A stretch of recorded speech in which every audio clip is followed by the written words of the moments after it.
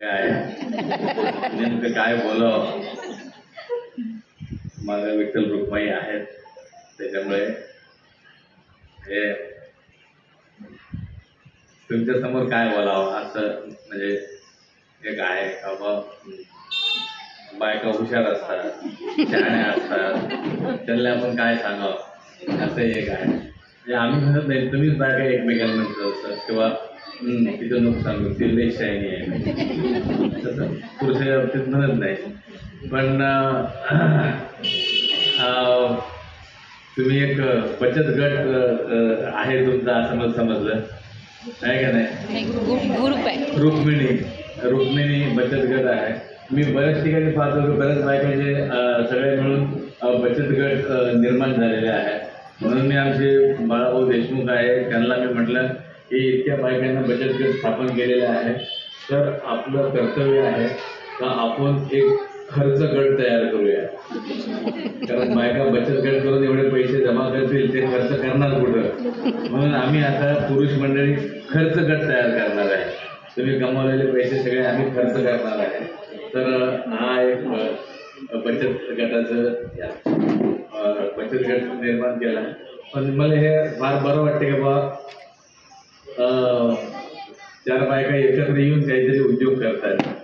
म्हणजे मुळात चार बायका एकत्र येणे हीच मोठी म्हणजे आहे. आमच्या नाटकात समजा एखाद्या नाटकानं एखाद्या लेखकाने एखादं नाटक लिहिलं आणि ते आणलंय तर मग हे नाटक करायचं आहे, प्रोड्युसरकडे गेलंय, तर ते प्रोड्युसर पहिले बघते त्याच्यात लेडीज पात्र किती आहे.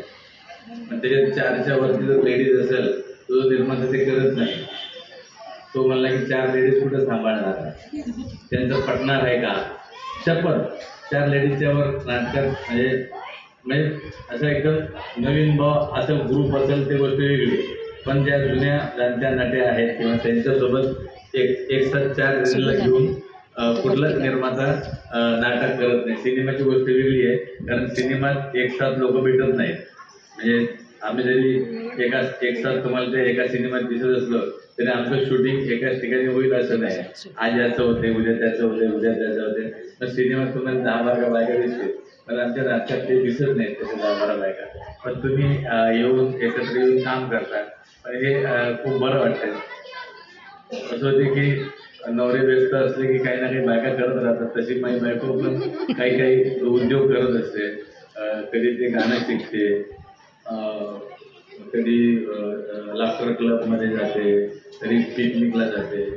फक्त आता ती गाणं शिकते याच्याबद्दल माझ्या फार काही ऑब्जेक्शन नाही आहे. फक्त ते प्रॉब्लेम हा आहे की तिचं गाणं मला ऐकावं लागते. हा सगळ्यात जास्त समस्या असणारा माझ्यासाठी एक भाग आहे. बरं एवढंच नाही, गाणं ऐकेपर्यंत ठीक आहे, ती बरं वाटते.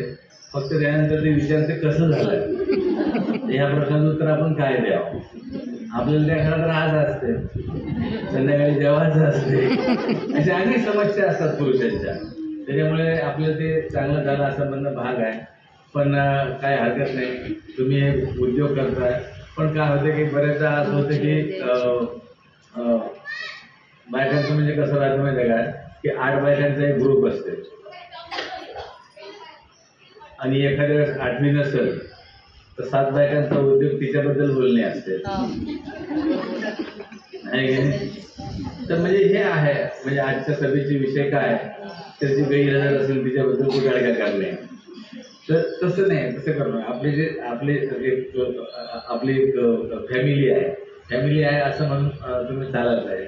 बरेचदा असं होते की एक व्हॉट्सॲप ग्रुप असते, समजा एक 20 जणांचा व्हॉट्सॲप ग्रुप असते, त्याच्यातल्या 4-4 जणींचा वेगळाच ग्रुप असते. त्या 4 जणी वेगळ्याच बोलतात आपापसात, मग ग्रुपवर ते वेगळं बोलते. एखाद्या वेळेस चुकून तो मेसेज इकडे पाठवतात, तो ग्रुपवर चालला जाते, मग पटकन ते डिलीट करते. तर तसा फार आळपडदा न ठेवता तुम्ही काम केलं, कारण तुम्हाला समस्या पण लय आहे. बायकाच्या समस्या म्हणजे काय आहे, इतक्या समस्या आहेत. सगळ्यात महत्त्वाची समस्या म्हणजे आज स्वयंपाकाला काय करायचं, आज कायची भाजी करायची, हा एक प्रश्न आहे की नाही. रोज ह्या प्रश्न पडतात. याचं उत्तर द्यायला लागते नवऱ्याला, मग तो म्हणते कर ना काही.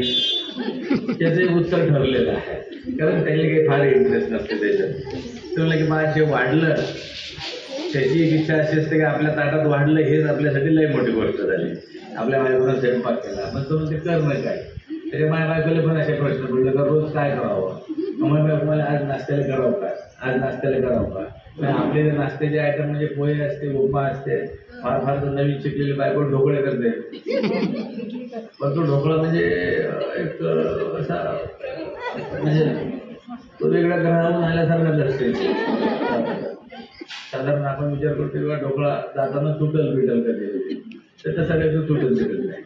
पण बरेचदा त्याचं एक वेगळं अस्तित्व असतं त्या ढोकळ्याचं. असं आमची बायको परिस्थिती झाली. रोज काय करावं रोज बायकाचं असं असते की आपल्याला पाहिजे असते ज्या वस्तूच्या उपयोग नाही त्यातला सगळ्यात उपयोगात म्हणजे त्यातलं उदाहरण म्हणजे काय म्हणते मध्ये व्हॅक्यूम क्लिनर ते पाहिजे असते सगळ्या बायकांना. तर त्याचा उपयोग आपण काय करतो 2-4 वेळा त्याला का ते व्हॅक्यूम क्लिनर कुठं आहे हे व्हॅक्यूम क्लिनरली माहीत नसते आपण कुठं आहोत ते असते कुठे तरी पण पाहिजे असते. मग बायको म्हणजे रोज नाश्त्याला काय करावं. मग आमचा विष्णू भेटला. विष्णू तुम्ही बोलता असा विष्णू म्हणून विष्णू या कार्यक्रमात भेटला मला.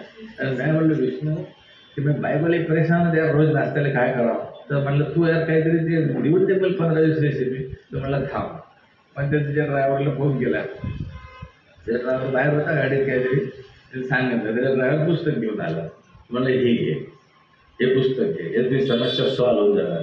पहिले देऊन दे माझ्याकडे.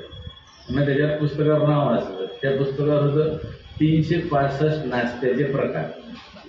बघा म्हणजे विष्णूनं माझ्या एका दिवसाचा एका आठवड्याचा प्रश्न नाही सॉल्व्ह केला, 7 वर्षाचा सॉल्व्ह केला. 365 नाश्त्याचे प्रकार असं पुस्तक मला विष्णूनं दिलं. मग म्हणाला आता जमलं बाबाच्या.